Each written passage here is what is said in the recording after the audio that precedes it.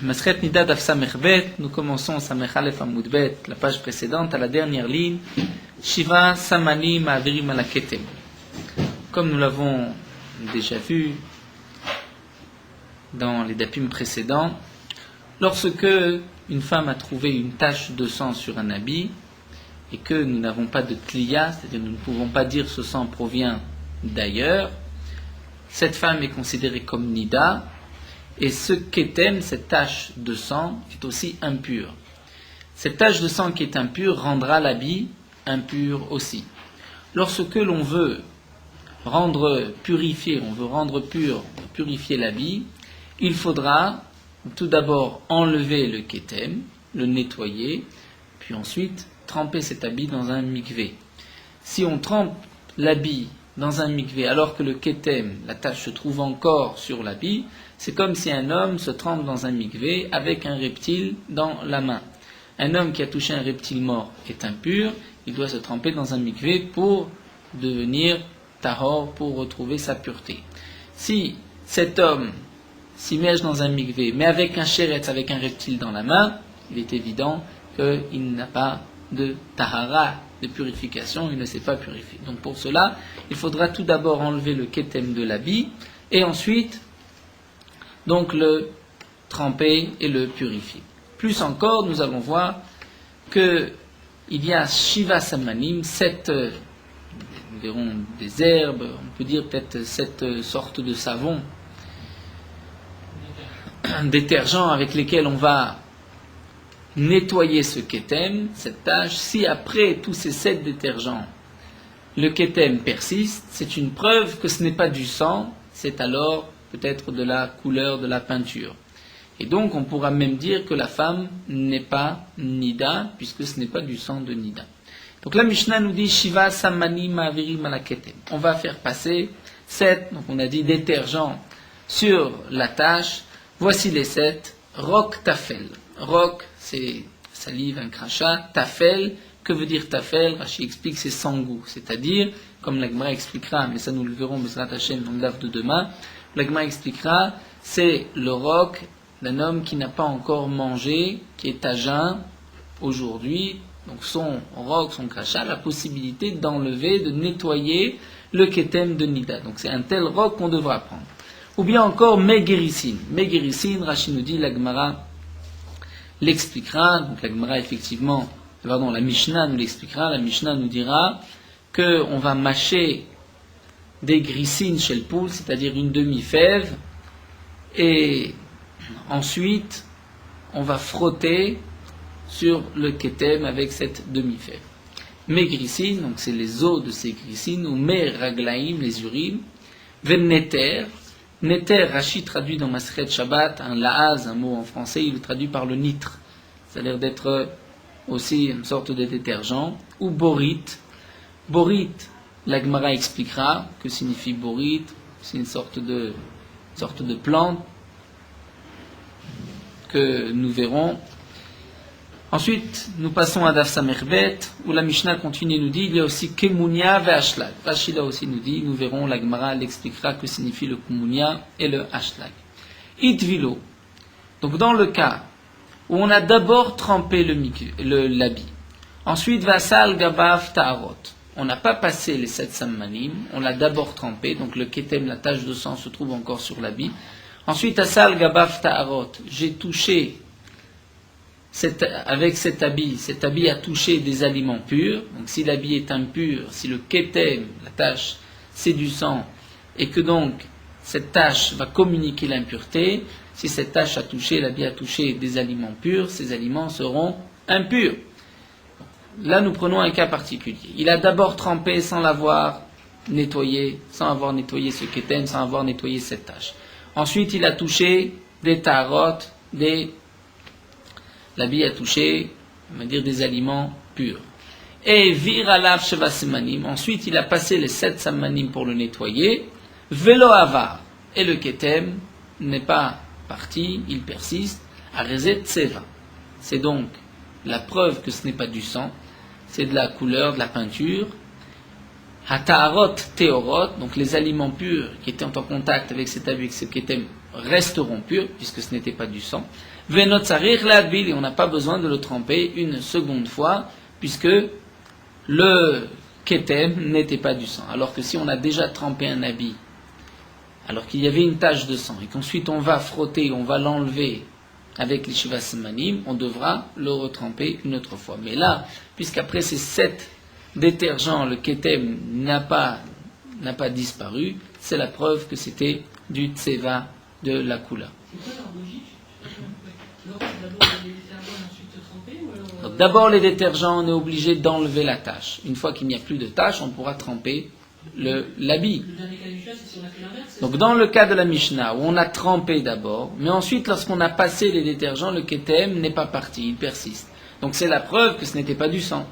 Donc si ce n'était pas du sang, donc on avait bien fait en fin de compte de l'avoir trempé. On n'avait peut-être même pas besoin de le tremper, puisque ce n'était pas du sang, l'habit n'a jamais été impur. Continuons. L'Agmara Mishnah nous dit Avar Oshedia. Dans le cas où après avoir passé les 7 sammanim, Avar, le ketem a disparu. Oshedia. Ou bien la couleur est devenue plus claire. Le rouge est plus clair. Donc là, Rezé ketem, c'est la preuve que c'est un ketem, c'est une tache de sang, même s'il n'est pas entièrement parti après les Shiva sammanim. C'est du sang, puisque je vois que la couleur a un petit peu diminué, ve'atarot me'ot. Et donc les ta'arot qui étaient en contact avec cet habit, les aliments purs qui étaient en contact avec cet habit, avec ce ketem, devront être considérés comme impurs. Ve'tsarich l'adbil, il faudra tremper encore une fois l'habit, puisque c'était en fin de compte un ketem.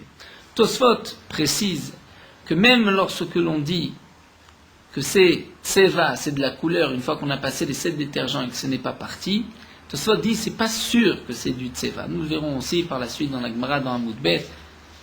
Nous sommes obligés d'expliquer ainsi que ce n'est pas sûr que c'est de la couleur. C'est peut-être encore un ketem, c'est peut-être une tache de sang qui persiste et qui ne part pas. Normalement, ça part, nous dit Tosfot, mais parfois, même le sang peut persister. Alors pourquoi c'est permis? Pourquoi on peut dire que c'est une tache de couleur et non pas une tache de sang? Tosfot, c'est qu'on va avec le sfek sfeka. C'est-à-dire, peut-être que c'est de la couleur, peut-être que c'est du sang. Même si tu dis que c'est du sang, puisque c'est un ketem, c'est une tache, on n'est pas sûr que ce ketem provient de cette femme, c'est peut-être du sang qui vient d'ailleurs. Donc, puisque nous avons un sfek sfeka, un double safek, c'est pour cela que c'est permis, on considère que c'est de la couleur et que ce n'est pas du sang. Donc nous reverrons Bezrat Hashem dans Amud Bet ce point-là. Donc la Mishnah continue, nous explique qu'est-ce que c'est le rok tafel, ce crachat, cette salive tafel. Kol shlotam klum, c'est lorsque quelqu'un n'a pas mangé, il était à jeun. Mais glycine, donc les os de glycine, c'est leissat glycine, c'est-à-dire on va mâcher une demi-fève, glycine chez le poule, et ensuite on pourra le passer sur le ketem. Rashi précise qu'on a séparé d'abord le ochel, puisque la Gemara nous dit chalukat nefesh, nous dit la Mishnah. Que veut dire chalukat nefesh? C'est qu'on a d'abord séparé l'écorce de la fève elle-même. Donc on a d'abord enlevé l'écorce, la peau de la fève, et c'est que cette fève, l'intérieur donc, qui va être mâché, et qu'ensuite va être considéré comme un détergent. Mais raglaïm, les urines sheich mitsu qui ont fermenté, nous verrons par la suite dans la Gemara que signifie qui ont fermenté. Vetsarir, la Mishnah précise, tsarir le kaskes, shalosh pa'amim, le kol echad ve'echad. Il faut frotter, comme lorsqu'on lave un vêtement, donc on prend deux morceaux du vêtement et on frotte l'un contre l'autre. Donc là aussi on doit frotter avec sishvas manim, shalosh pa'amim, 3 fois les kol echad ve'echad avec chaque détergent. Et viram shelo kesidran, et là nous allons voir quelque chose de très particulier, puisque si on a passé les 7 détergents, mais pas dans l'ordre qui est marqué dans la Mishnah, Oshevir Shivas Manim Keachat, ou les 7 en même temps, Lo Asavelo Klum, il n'a rien fait. C'est-à-dire, même si le ketem n'a pas disparu, ce n'est pas une preuve que ce n'est pas du sang. Donc, pour que le ketem soit lavé et qu'il disparaisse, il faut passer les Shivas Simanim, les 7 Simanim, l'un après l'autre. De toutes les manières, aujourd'hui, comme le précise le Shulchan Aruch, lorsqu'il y a un ketem, et qu'on ne sait pas si c'est une tache ou pas, donc on pourrait faire passer les Shivas Simanim et voir. Si la tache persiste, c'est que ce n'est pas du sang. Le Shulchan Aruch nous dit on ne peut pas faire cette opération des Shivas Samanim puisque nous ne connaissons pas aujourd'hui exactement les 7 Samanim. puisque comme nous allons voir, c'est pas si simple, même les Rishonim n'ont pas la traduction de chaque détergent. Donc nous allons voir dans la Gemara Tana. Donc tout d'abord, la Gemara nous dit Néter, le Néter que nous avons vu dans la Mishnah, donc que Rashi traduit dans Masret Shabbat par le Nitre, c'est Alexandrite, c'est celui qui vient d'Alexandrie, le Néter Antafterit, et pas celui qui vient de Antaferit. Donc là aussi, il y a une différence entre ce Néter et un autre. Borit, qu'est-ce que c'est Borit? Amar Abuda, c'est Ahala. C'est Ahala. Qu'est-ce que c'est Ahala? Là aussi, les Rishonim ne précisent pas exactement qu'est-ce que signifie ce Ahala. Donc c'est une sorte de plante, laquelle, nous ne savons pas, Vatania, et pourtant, la Gemara nous dit, pourtant nous avons une braïta que à Borit ve à Oel. C'est marqué le Borit et le Oel. Donc ça ne peut pas être Borit le Oel, puisque là dans la braïta c'est marqué et le Borit et le Oel. Alors nous dit la Gemara la Maï Borit. Que signifie Borit? C'est Kebrita. Kebrita, Rachid traduit par Gofrit, c'est-à-dire le soufre. Donc là ce n'est plus une plante, c'est de la terre, du soufre, au Rominou. Pourtant, demande la Gemara, c'est impossible d'expliquer le Borit comme étant le soufre, puisque c'est marqué concernant les dynimes de Shuvit de la 7e année, aussi Foualéem, donc parmi les plantes qui sont concernées par la 7e année, c'est Halebitzin. Halebitzin, Rachid traduit aussi dans Masret Shabbat par une plante appelée le létéron, Ve Léonim, Léonim c'est la lana, c'est l'absinthe, Haborit, donc là on voit dans la Braïta le Borit aussi, Ve Oel. Et si Borit, c'est Kebrita, c'est-à-dire c'est le soufre, Mit les Shvit, est-ce que le soufre, est concerné par la 7e année, par la Shemitah? Ce n'est pas une plante, c'est un morceau de terre. Ve'atnan, pourtant nous avons une Mishnah, Zaklal, Kol Sheyeshlo Ika, Yeshlo Shvit. Tout celui qui a une racine, donc qui pousse, est concerné par la 7e année. Vechoshen lo Ika, celui qui n'a pas, de shoresh, de racine, comme par exemple le gofrit, le soufre, qui est un morceau de carca, de terrain, nous dit Rashi, le Shvit n'est pas concerné par la Shemitah. Donc, puisque dans cette Mishnah, on nous dit que le Borit est concerné par la Shemitah, par la 7e année, donc obligatoirement que c'est une plante et que ce n'est pas un morceau de terre, donc ça ne peut pas être le soufre. Et la Maï Borit, Ahala. Donc l'Agma reprend, qu'est-ce que c'est Borit? C'est le Ahala. Ve'atania, et pourtant nous avons dans la Braïta, c'est marqué Aborit Vaoel, donc on voit que Borit c'est autre chose que le Ahala. L'Agma répond, très gavne Ahala, il y a deux sortes de Ahala, une appelée Borit et une appelée Orel. Donc là, effectivement, les Rishonim ne nous expliquent pas que signifie exactement Borit. Kmunia, Amar Abiuda, Shlufdutz. Shlufdutz, qu'est-ce que veut dire Shlufdutz? Là aussi, Rachid dans Masret Shabbat dit, je ne sais pas de quelle plante il s'agit. Le Barthénora rapporte que c'est une plante qu'on fait sécher, qu'on moue et qu'ensuite on peut se laver les mains, on se frotte les mains, on se lave les mains avec donc la cendre, les miettes de cette plante. Ve'ashlag, qu'est-ce que c'est Ashlag? Amar Shmuel dit, Shaltinu Nechuteyama, j'ai posé la question à tous ceux qui descendaient, les marins qui descendaient dans la mer. Ve'amou, ils ont dit Ashlaga Shemei, il est appelé Ashlaga. Ou Mishtakach, on le trouve Benen Nikve Magnita, entre les trous des perles Magnita. Ou Mafkila Beramtsa de Parzela, et on peut le faire sortir Beramtsa de Parzela avec un instrument pointu en fer. C'est ce que Rachid traduit aussi dans Masret Shabbat, le Ramtsa de Parzela. Donc Ramtsa, c'est un instrument pointu de Parzela en fer. Donc là aussi, on a donc sur les Shiva Samanim, on en a au moins 3 que nous ne savons pas exactement de quelle plante il s'agit. Donc on continue la Gemara Itbilo Veasa. Nous avons vu dans la Mishnah que si on a trempé et qu'ensuite on a fait passer les Shiva Samanim, et que la tâche persiste, donc c'est la preuve que c'est du tseva. Tanou Rabbanan, nous avons une braïta. Evir alav shiva samanim velo avar. Un homme a fait passer les 7 samanim sur le ketem, velo avar, et il n'est pas parti, il persiste. Donc a priori, ce n'est pas un ketem de nida. Mais ensuite, tsafoun ve avar. Il a mis du tsavoun, la Rashi nous le traduit en français, ça on connaît, Rashi dit savon, savon. Là, le savon, c'est clair. Il a frotté avec du savon, ve'avar, et c'est parti. Donc après les 7 semanim, ce n'est pas parti. Avec le savon, c'est parti. Ta'arotav tmeot, nous dit la Mishnah, la Gemara. La Braïta précise, les ta'arot sont impurs, c'est-à-dire, c'est peut-être du sang. Puisque en fin de compte, il est parti, donc on ne va pas dire que c'est de la peinture, mais c'est du sang. Tsafoun, tsavanamen avar, demande la Gemara, mais je ne comprends pas. Puisque le savon peut faire partir même la peinture, la couleur. Donc quelle est la preuve? Puisque c'est parti avec du savon, avec le savon, c'est la preuve que c'est du sang, au contraire, même si c'est une tache de peinture, donc qui n'est pas partie avec les 7 détergents, mais peut-être ça va partir avec le savon. Et là, la Gemara reprend et dit, viralav shisha samani. La Braïta nous dit la chose suivante. Lorsque on a fait passer 6 simanim, il a passé donc 6 détergents sur le ketem, sur la tâche. Velo avar. Et la tâche n'est pas passée. Et lorsqu'on dit elle n'est pas passée, c'est qu'elle n'a même pas diminué de couleur. Et viralav tsafoun, le 7e, au lieu de prendre donc le dernier qui était le hashlag, il a pris du savon et il a frotté ve'avar, et effectivement la tâche est partie. Eh bien la Braïta nous dit ta'arotaf tmeot. Les ta'arot sont impurs. Pourquoi? Ce n'est pas la preuve que ce n'est pas du sang. Pourquoi?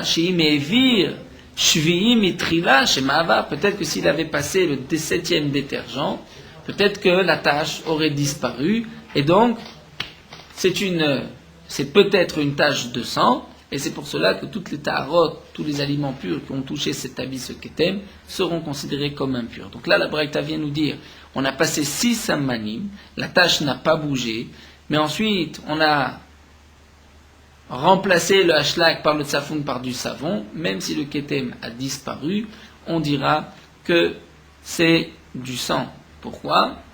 Puisque peut-être que s'il avait utilisé le 7e détergent, la tache aurait disparu, on aurait eu la preuve que c'est du sang. Tanya Ida, nous avons une autre braïta. Il a passé les 7 semanim, les 7 détergents velo avar, et la tache n'est pas partie, elle persiste. Shena'an ve'avar. Il a passé une deuxième fois tous les 7. Ve'avar, à ce moment-là, la tache est partie. Eh bien, ta'arotav ta'arot. Les ta'arot sont purs. Pourquoi? Puisque la première fois, ce n'est pas parti, c'est une preuve que ce n'est pas du sang. Même si la deuxième fois, lorsqu'il a passé les 7 détergents, c'est parti, mais peut-être que c'est une tache de peinture, mais pas de sang, puisque si c'était du sang, dès la première fois, la tache aurait dû disparaître. Amar Rabzera vient préciser, il vient dire, mais attention, qu'est-ce qui est pur? C'est ce que j'ai, les aliments, on va dire, qui ont touché entre le premier lavage et le deuxième. Puisqu'on a passé les 7 samanim et que la tache n'a pas disparu. Donc c'est la preuve que c'est de la couleur, c'est de la peinture. Donc c'est pour cela que tout aliment a touché entre-temps, après le deuxième lavage, ceux ketem, les aliments seront purs puisqu'on dit que c'est de la couleur. Aval, mais précise Rabzera, ta'arot shenasu achar tirboset shnia. Si donc cette personne a voulu recommencer donc tout ce lavage, et que à la deuxième fois la tache a disparu. Si des aliments ont touché cet habit après le deuxième lavage, les aliments sont impurs. Ta'arotaf tmeot, les aliments sont impurs. Pourquoi? Shari ikpid alav ve'avar. Étant donné que lorsque la première fois tu as vu que ce n'est pas parti, donc tu aurais dû dire c'est pas parti, c'est sûr que c'est de la couleur. Tu as voulu recommencer une autre fois, c'est-à-dire que tu considères cette tache comme étant du sang. Et puisqu'effectivement c'est parti la deuxième fois, donc c'est que c'était d'après toi du sang. Puisque d'après toi c'est du sang, tout ce qui aura touché l'habit après le deuxième lavage sera considéré comme impur, puisque cet habit tu ne l'as pas encore trempé dans un mikvé. Donc c'est assez étonnant, puisque les ta'arot qu'il a touché après, qui ont touché cet habit après le premier lavage, sont considérés comme purs.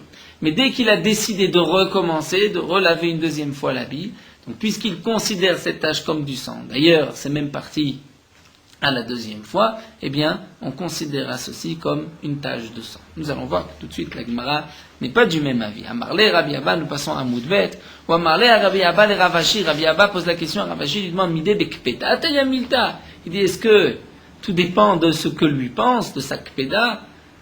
Il a passé 7 sammanim, le Ketem n'est pas parti, donc c'est la preuve que ce n'est pas du sang. Pourquoi tu fais dépendre de son intention, puisqu'il avait l'intention de renouvelé, donc il le considère comme du sang. Amarlé, eh bien Rabzera a répondu in. Oui, tout dépend de sa marchava, de sa pensée. La preuve des Tanya. Rabriya Omer. Apriya dit Dam Hanida.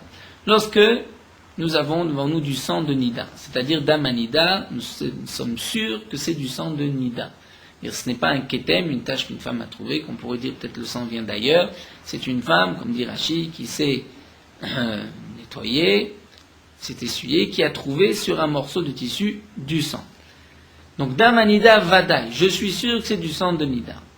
Il faudra aussi le laver. Ma'avir alav Shiva Sammanim, il passera les 7 Sammanim. Ou Mevatlo, dit Rabbi Chia. Et ensuite, même si la tache de sang persiste et n'est pas partie, donc a priori l'habit restera toujours impur, eh bien on Mevatlo, tu peux l'annuler, tu peux dire je suis Mevatel, même si après les 7 fois, les 7 détergents, la tache n'est pas partie, pour moi la tache n'a plus aucune signification. Donc tu vois que tout dépend de sa marchava, c'est ce que répond Rabzera, Ve'ama, et pourquoi Adam Nidaou, mais là tu es sûr que c'est du sang de Nida.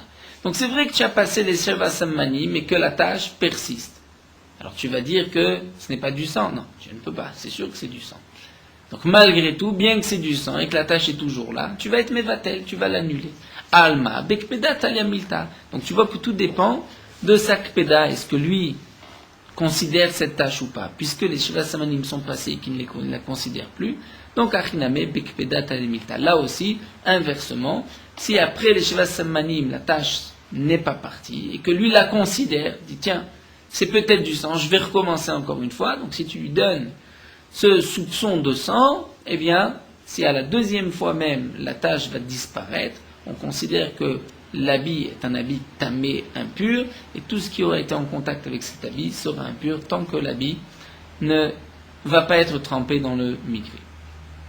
Tnanatam, nous avons une Mishnah dans Masechet Kelim. Charasim shenishtamesh baem azav.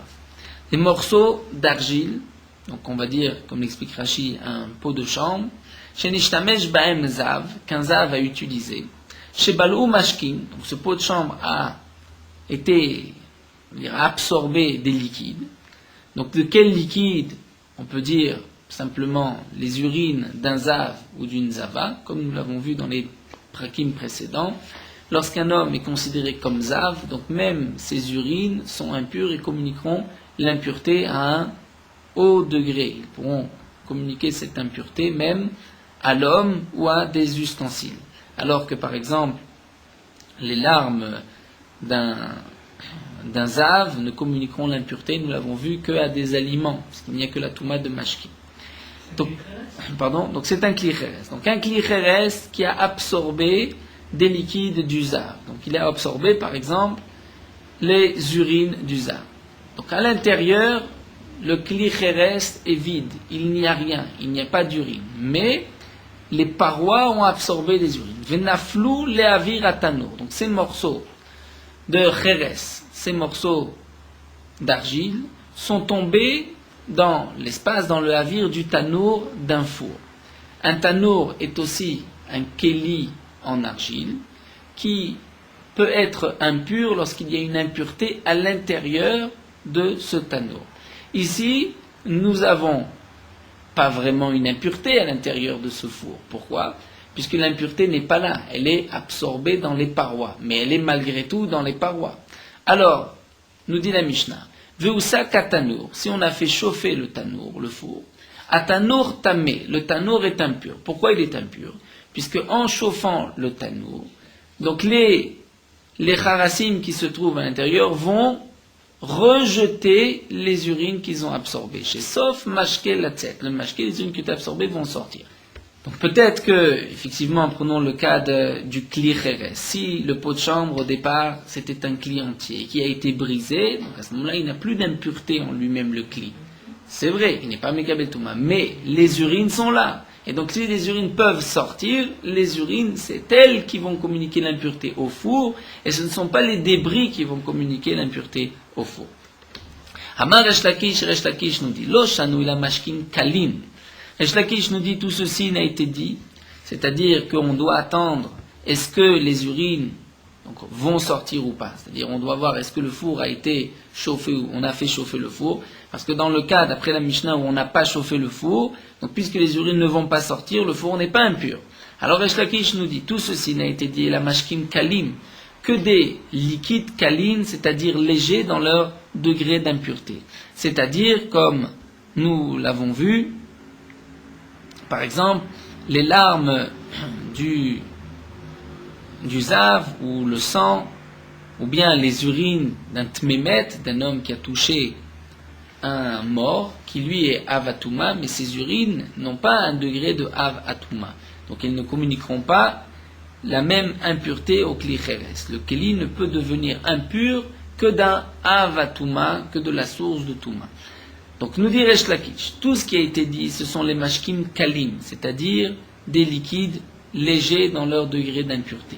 Avan mashkim chamurim, mais des liquides chamurim, plus forts, plus, qui ont un degré d'impureté plus élevé, comme par exemple ce que nous avons dit, les meraglaim du zav, c'est-à-dire les urines du zav.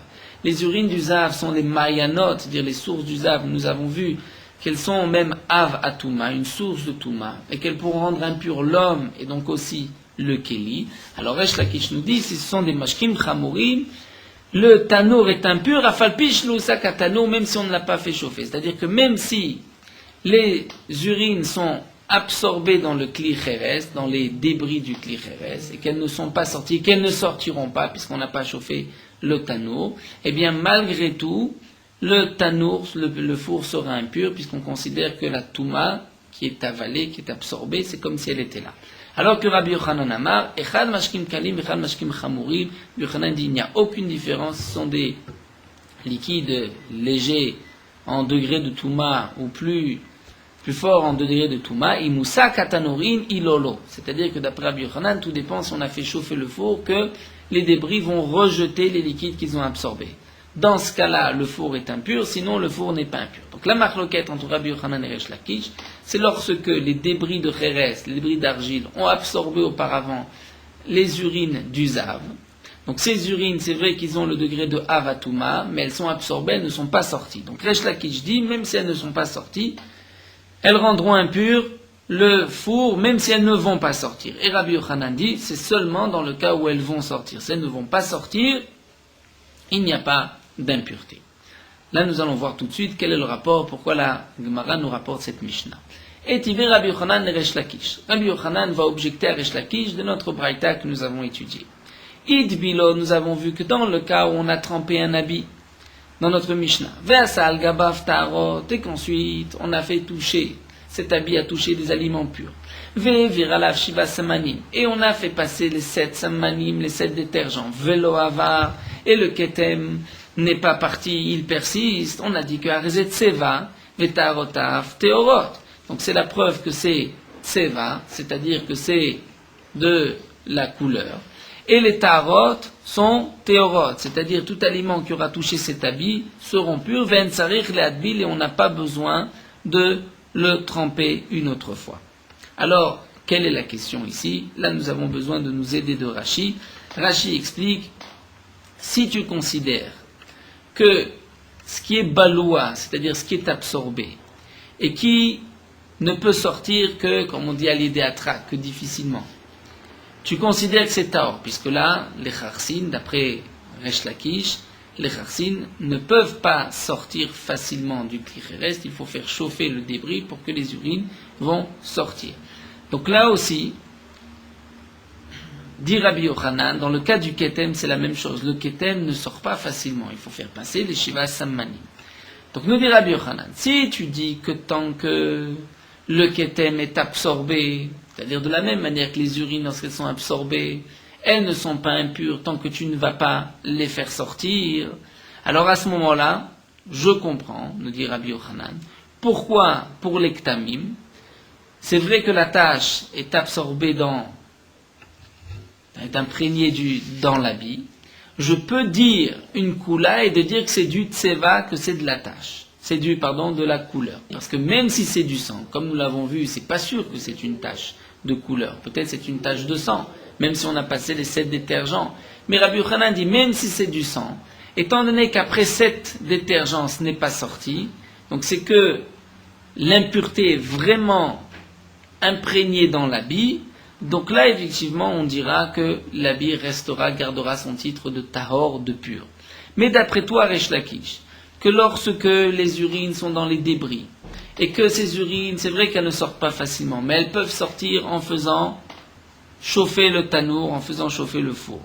Et tu vas dire que l'impureté, c'est comme si elle est là. Donc là aussi, dit Rabbi Yochanan, comment se fait-il qu'après avoir fait passer les Shivas Samanim, tu considères cette impureté comme n'étant pas là? Peut-être après tout c'est du sang. C'est vrai que le sang est absorbé dans le kéli, mais d'après toi, même s'il est absorbé dans l'habit, l'impureté reste. Donc comment se fait-il que c'est tahor? C'est la question de Rabbi Yochanan.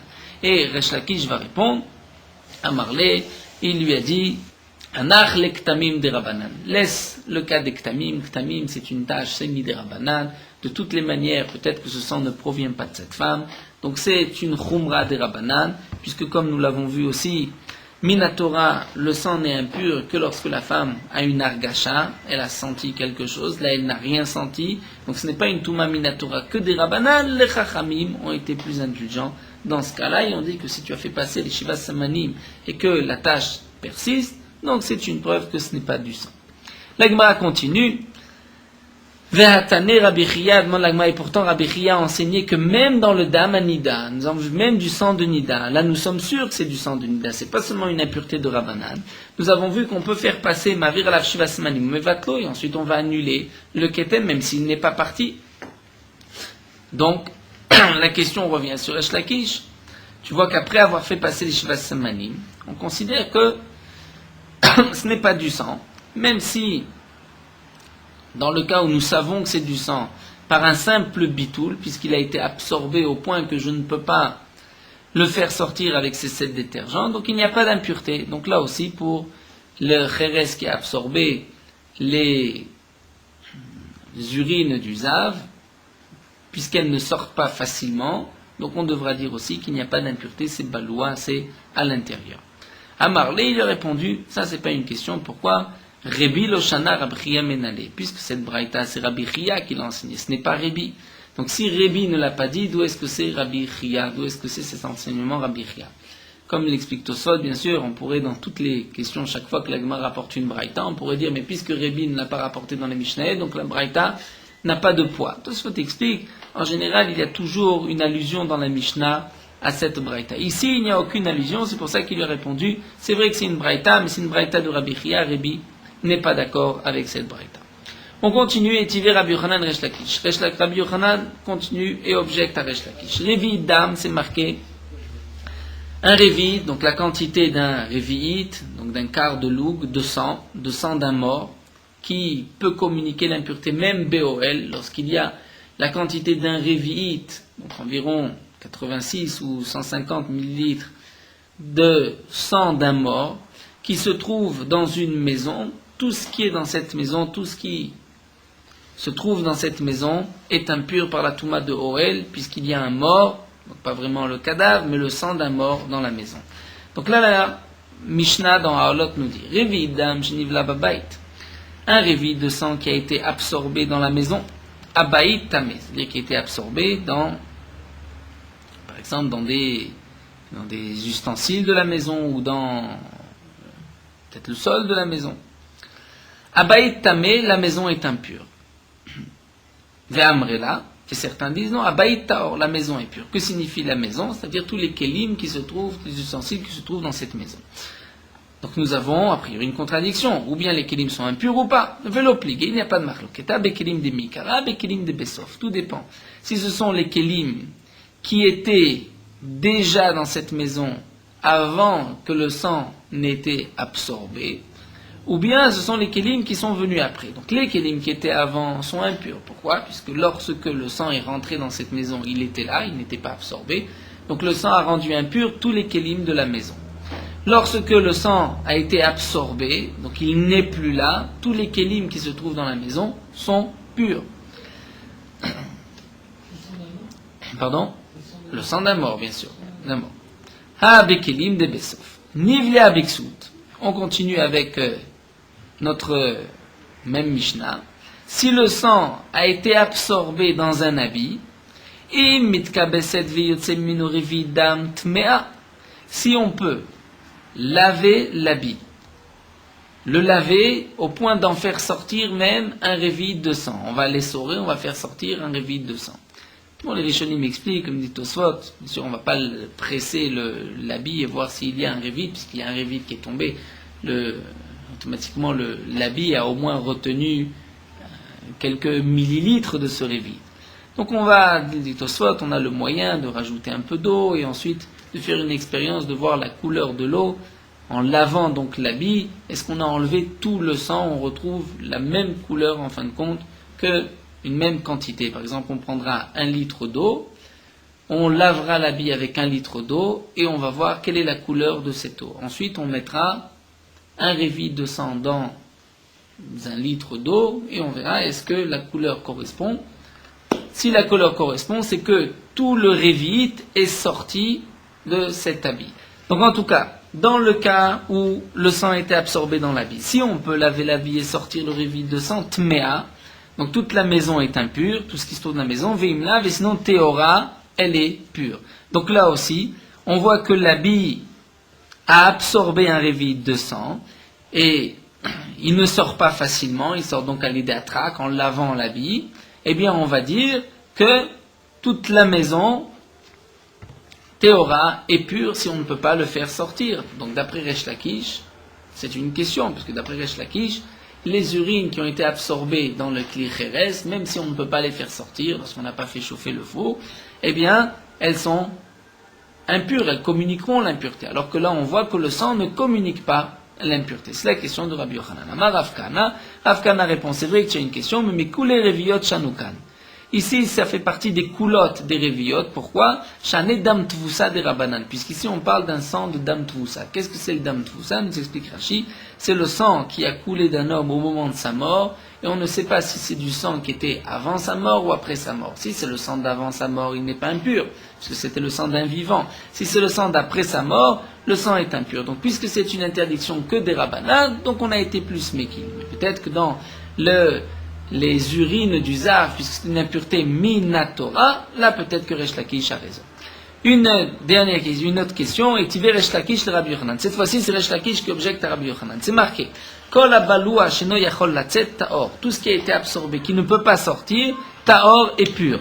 Ha yachol latzet. Donc nous dit Resh Lakish, ça voudrait dire que tout ce qui peut sortir, même s'il peut sortir difficilement, mais il peut sortir tamé, il est impur. C'est comme s'il était là, va falga de l'onafik, même s'il n'est pas encore sorti. Amar Rav Papa répond de la manière suivante. Kol echaden yachol latzet. Lorsqu'il ne peut pas sortir, veloik pidala, et que lui n'est pas makpid, même s'il y a cette impureté et que lui n'est pas makpid, divra kol taor, eh bien on dira que c'est taor, c'est pur d'après tout le monde. Et achol latzet vikpidala, dans le cas où ça peut sortir et que lui est makpid, il ne veut pas que ça sorte, divra kol tamé, on dirait que d'après tout le monde c'est tamé. Qui pligué, quand est-ce qu'il est une machloket, et achol latzet veloik pidala, lorsqu'il peut sortir, mais que lui ce n'est pas important à ses yeux, pour lui cette impureté peut rester par exemple dans cet habit. Mar Savar, donc l'impense, l'impense qu'étant donné qu'il peut sortir, même s'il n'est pas makpi, donc l'impureté est toujours là, ou Mar Savar, mais l'autre pense que non, afalgav de yachol latzet, puisqu'il peut sortir, donc tout dépend, il mikpid alavin, lo, sinon non. Et donc, nous explique Rashi de la manière suivante. Les charasim que nous avons vus, c'est-à-dire les débris d'argile, qui ont absorbé les liquides, donc les urines du Zav, là, cet homme-là n'est pas makpid de faire sortir tout ce qui est à l'intérieur. Donc malgré tout, ceci sera impur. Pourquoi? Puisqu'il peut le faire sortir. Donc ça, on revient dans le cas où on peut faire sortir, mais il n'est pas makpid. Donc là, Resh Lakish dira, puisque tu peux le faire sortir, même si tu ne tiens pas à le faire sortir, ça reste impur. Alors que Rabbi Yochanan pense, c'est vrai que tu peux le faire sortir, mais puisque toi, c'est un débris de chérès, d'argile, ça ne te dérange pas que les urines restent absorbées à l'intérieur, donc l'impureté ne peut pas être communiquée. Donc on termine avec la dernière ligne. Donc on a vu dans le cas, nous dit Rabbi Yochanan, donc c'est seulement si il est makpidé. Rashi précise, donc ce qui est marqué que si ça peut sortir, c'est impur, c'est-à-dire dans la dernière question de Resh Lakish sur Rabbi Yochanan, nous avons vu dans la Mishnah Kol Abaloua, tout ce qui a été absorbé, qui ne peut pas sortir, c'est pur, mais Yachol Latzet, lorsque ça peut sortir, c'est impur. où là tout le monde est d'accord que c'est impur. On parle dans le cas où il est makpid, c'est-à-dire il veut faire sortir ce qui a été absorbé. Donc lorsqu'il a la volonté de faire sortir ce qui a été absorbé, donc là c'est vrai que même si ce n'est pas encore sorti, l'impureté est considérée comme étant là et elle peut communiquer donc la touma. Alors que la marloquette de Rabbi Yochanan et Resh Lakish, c'est les urines donc, qui sont dans ces débris d'argile. Donc là, le propriétaire de débris d'argile, peu lui importe si les urines vont sortir ou vont rester. Donc il n'y a pas de akpada. La seule question est est-ce que ça peut sortir ou pas. Là, nous avons la marloquette entre Rabbi Yochanan et Resh Lakish. Nous allons nous arrêter ici. Nous reprendrons demain la suite des Shiva Samanim, des 7 détergents.